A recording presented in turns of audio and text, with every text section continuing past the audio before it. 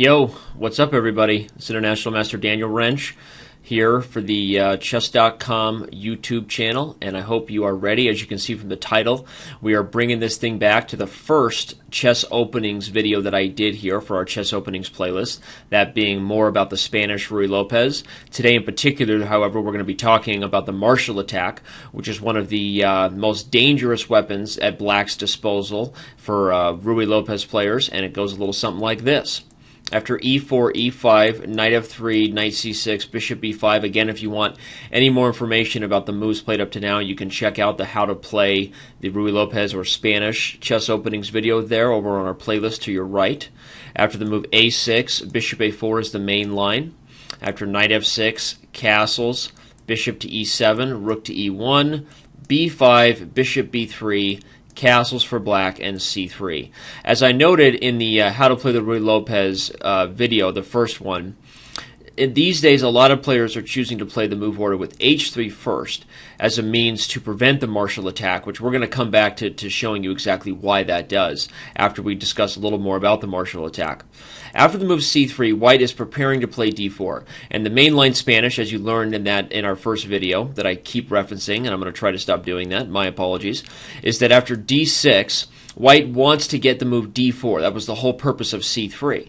Now, first thing he must do is prevent the pin of the knight on f3 with a move like h3. But after knight a5, bishop c2, c5, d4, queen to c7, we have a mainline Spanish where there are different types of approaches for black, but the main idea is that the tension regarding the pawns, whether or not white will push and close the center and try for a kingside attack, whether or not some sort of break in the action will happen from black's perspective, or whether or not the tension will simply maintain itself around other plans, is the main feature of the game for the next 20 to 25 moves. However, the Marshall attack is the idea of black in this exact moment, right after white has played c3, which, if you haven't noticed, has slowed down his development. Yes, it prepares d4 as I highlighted, but by slowing down the development of the knight, he is causing himself dysfunction on the queen side, right? Family dysfunction. No one likes that. And black can strike with the move d5. After e takes d5, knight takes d5, you would be right if you see that, hey, doesn't that lose a pawn? Well, before you accuse Danny of being off his rocker, we take a little bit of a deeper look, and we see that after the move c6, yes, white has won a pawn. However, his queen side is entirely undeveloped.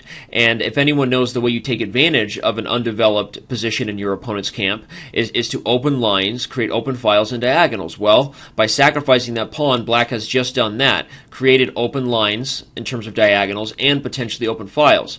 In this moment, white has two main ways to approach the Marshall attack. The first and most main line being the move d4, which immediately opens the bishop and makes an obvious attempt to complete development.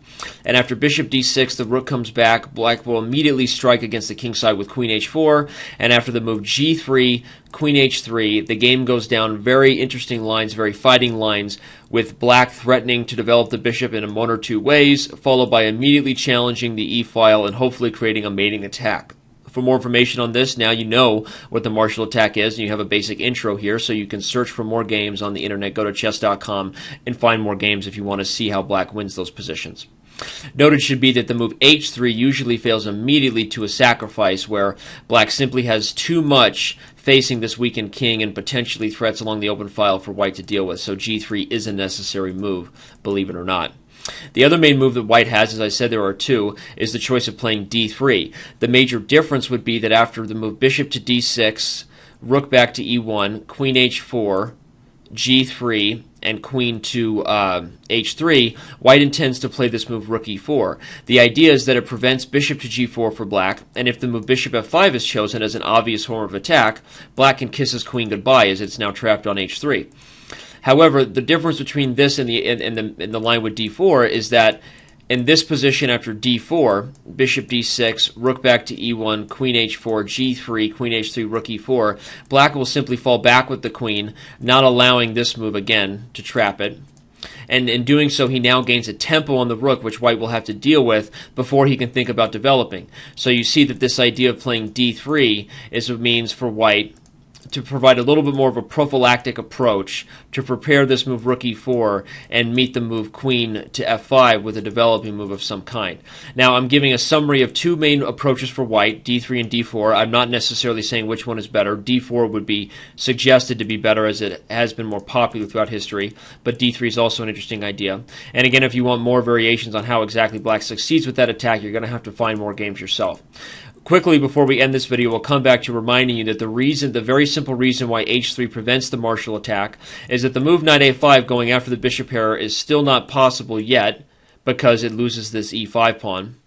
And so after d6, to defend it, white has time to play c3 and transpose. Black didn't get to play the martial. Well, what if black plays d5 now after h3 instead of c3? White can simply capture on d5, and now when he goes after this pawn, the major difference is that he hasn't taken away this square for the knight. So a move such as knight to c3, immediately offering exchanges in the center, eliminating minor pieces, can only help white defend the kingside, would start to liquefy black's attacking chances.